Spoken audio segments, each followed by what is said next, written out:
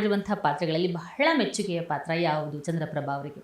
ಸಿನಿಮಾದಲ್ಲಿ ಯಾವ್ದಲ್ಲ ಯಾವ್ದ್ರಲ್ಲ ಸರ್, ನೀವು ಕಿರುತೆರೆಯಲ್ಲಿ ಮಾಡಿದ್ದೀರಾ, ಹಿರಿತೆರೆಯಲ್ಲಿ ಮಾಡಿದ್ದೀರಾ, ಯಾವ್ದು ಇಷ್ಟ ಆಗುತ್ತೆ ನಿಮ್ಗೆ? ಇಷ್ಟಪಟ್ಟು ನನಗೆ ಮಾಡಿರುವಂಥದ್ದು, ತುಂಬಾ ಕಾಡಿರುವಂತಹ ಪಾತ್ರ ನೀವು ಮಾಡಿರೋದು ಯಾವುದು ಅಂತ? ಇಲ್ಲ, ನಾವು ಮಾಡೋ ಪ್ರತಿಯೊಂದು ಪಾತ್ರನೂ ತುಂಬಾ ಇಂಪಾರ್ಟೆಂಟ್ ಆಗಿರ್ತದೆ. ಹೌದು. ಅದರಿಂದ ಇದು ಅದು ಅಂತ ಅನ್ಸೋದಿಲ್ಲ. ಹ್ಮ್ ನನಗೆ ತುಂಬಾ ಜಾಸ್ತಿ ಇದಾಗಿರೋದು ಪರಸಂಗದಲ್ಲಿ ಅಂತ ಮಾಡಿದೆ. ಅದು ಪರಸಂಗದಲ್ಲಿ ಮರಳಿ ಬಾರದೂರಿಗೆ ನಿನ್ನ ಪಯಣ, ಹ್ಮ್ ಹ್ಮ್.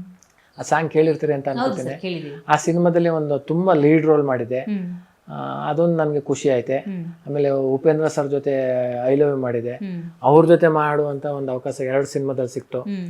ಒಂದು ಒಳ್ಳೆ ಪಾತ್ರ. ಅದೊಂದು ಮೆಮೊರಿ. Okay. ಹಂಗೆ ಹಲವಾರು ಸುಮಾರು ಸಿನಿಮಾ ಮಾಡಿದ್ದೀನಿ. ಎಲ್ಲ ಕಾಡುತ್ತೆ ಮೇಡಮ್, ಯಾಕಂದ್ರೆ ಇದು ದೊಡ್ಡದು ಚಿಕ್ಕದು ಅಂತ ಅನ್ಸೋದೇ ಇಲ್ಲ.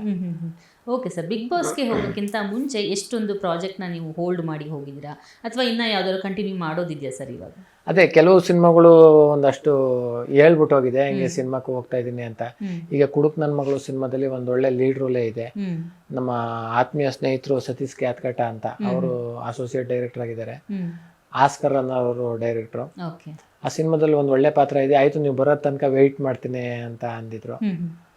ಅದರಲ್ಲಿ ಮಾಡಬೇಕು ಮೇಡಮ್. ಓಕೆ ಸರ್, ಮುಂದೆ ಏನು ಸರ್, ಗಿಲ್ಲಿ ಅವರು ಮುಂದೆ ಯಾವ್ದ್ರಲ್ಲಿ ಬ್ಯುಸಿ ಆಗಬೇಕು ಅಂತಿದ್ದಾರೆ? ಸಿನಿಮಾ ಮೇಡಮ್, ಸಿನಿಮಾ ಬಿಟ್ರೆ ಬೇರೆ ಏನು ಗೊತ್ತಿಲ್ಲ. ಸಿನಿಮಾ ಮಾಡಬೇಕು, ಒಳ್ಳೊಳ್ಳೆ ಸಿನಿಮಾದಲ್ಲಿ ಮಾಡಬೇಕು, ಜಾಸ್ತಿ ಸಿನಿಮಾ ಮಾಡಬೇಕು ಅಂತ. ಯಾವುದೇ ಒಬ್ರು ಕಲಾವಿದರು ರಂಗಕ್ಕೆ ಬರಬೇಕು, ಚಿತ್ರರಂಗಕ್ಕೆ ಬರಬೇಕು, ಮುನ್ನೆಲೆಗೆ ಬರಬೇಕು ಅಂದ್ರೆ ಗಾಡ್ ಫಾದರ್ ಅಂತ ಇರ್ತಾರೆ. ನಿಮ್ಮ ಗಾಡ್ ಫಾದರ್ ಯಾರು?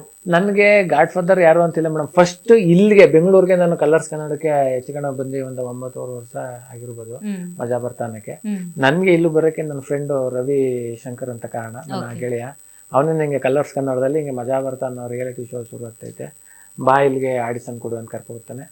ನಾನು ಇಷ್ಟೆಲ್ಲ ಹಿಂಗೆ ಜರ್ನಿ ಹೋಗೈತೆ ಅಂದರೆ ಅಥವಾ ಮುಖ್ಯ ಕಾರಣನೂ ನನ್ನ ಫ್ರೆಂಡ್ ರವಿ ಆಗ್ತಾನೆ. ಓಕೆ ಸರ್, ಇನ್ನು ನಿಮ್ಮ ಒಂದು ಅಭಿಮಾನಿಗಳಿಗೆ ಬಹಳಷ್ಟು ಜನ ಬೇಜಾರು ಮಾಡ್ಕೊಂಡಿರ್ತಾರೆ, ಚಂದ್ರಣ್ಣ ಆಚೆ ಬಂದ್ಬಿಟ್ರು, ಯಾಕೆ ಬಂದ್ಬಿಟ್ರು ಚಂದ್ರಣ್ಣ ಅಂತ ಬಹಳಷ್ಟು ಟ್ರೋಲ್ ಕೂಡ ಮಾಡ್ತಿದ್ದಾರೆ, ಯಾಕೆ ಎದ್ದೋಗ್ಬಿಟ್ರು, ಯಾಕೆ ಬಂದ್ಬಿಟ್ರು ಅಂತ. ನಿಮ್ಮ ಅಭಿಮಾನಿಗಳಿಗೆ ಏನು ಹೇಳ್ತೀರಾ ಸರ್ ನಮ್ಮ ಗ್ಯಾರಂಟಿ ನ್ಯೂಸ್ ಮೂಲಕ? ಮೇಡಮ್, ಇಲ್ಲಿ ತನಕ ಈಗ ಚಂದ್ರಪ್ರಭಾನ ಮಜಾ ಭಾರತ ಗಿಚ್ಚಿಗಿಲಿಗಿಲಿ ಎಲ್ಲ ನೋಡಿದಿರಿ.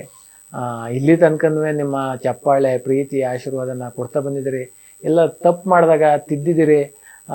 ಇದೇ ಥರ ನಿಮ್ಮ ಪ್ರೀತಿ, ಆಶೀರ್ವಾದ ಸದಾ ನನ್ನ ಮೇಲಿರಲಿ ಅಂತ ನಾನು ಕೇಳ್ಕೊತೀನಿ. ತುಂಬ ಧನ್ಯವಾದಗಳು. ಯಾಕಂದರೆ ಬಿಗ್ ಬಾಸ್ನಲ್ಲಿ ಎಷ್ಟೋ ಸಲ ವೋಟ್ ಮಾಡಿ ನಾನು ಉಳಿಸಿದ್ದೀರಿ. ಈ ಸಲ ಏನೋ ನನ್ನಿಂದ ಕೆಲವು ಅಭಿಮಾನಿಗಳಿಗೆ ತುಂಬ ಏನಾರ ನೋವಾಗಿದ್ರೆ ದಯಮಾಡಿ ಕ್ಷಮೆ ಇರಲಿ. ಮುಂದಿನ ಶೋಗಳಲ್ಲಿ ನಿಮ್ಮ ಪ್ರೀತಿ ಹೀಗೆ ಇರಲಿ ಅಂತ ನಾನು ಕೇಳ್ಕೊತೀನಿ. ನಮಸ್ಕಾರ. ಓಕೆ ಸರ್, ಬಹಳಷ್ಟು ಆಸೆ ಇಟ್ಕೊಂಡಿದ್ದೀರಾ, ಊರ ಬಗ್ಗೆ ಕನಸಿಟ್ಕೊಂಡಿದ್ದೀರಾ, ಊರಿಗೆ ನಾನು ಸೇವೆ ಮಾಡಬೇಕು ಅಂತ ಅಂದ್ಕೊಂಡಿದ್ದೀರಾ. ಹಾಗೆ ನನ್ನ ಸಿನಿಮಾದಲ್ಲಿ ಬಹಳಷ್ಟು ಪಾತ್ರಗಳನ್ನ ಮಾಡಬೇಕು, ಎತ್ತರಕ್ಕೆ ಬೆಳಿಬೇಕು ಅಂದ್ಕೊಂಡಿದ್ದೀರಾ. ನಿಮ್ಮೆಲ್ಲ ಕನಸುಗಳು ನನಸಾಗಲಿ. ಬಿಗ್ ಬಾಸ್ಗೆ ಹೋಗೋ ಆಸೆನೂ ಕೂಡ ಈಡೇರಿದೆ. ಇನ್ನು ಮುಂದೆನೂ ಸಹ ನಿಮ್ಮೆಲ್ಲ ಕನಸುಗಳು ನನಸಾಗಲಿ ಅಂತ ನಾವು ಕೂಡ ವಿಶ್ ಮಾಡ್ತೀವಿ sir. Thank you Guarantee News ಜೊತೆ ಮಾತನಾಡಿದ್ದಕ್ಕೆ ಸರ್, ಧನ್ಯವಾದ.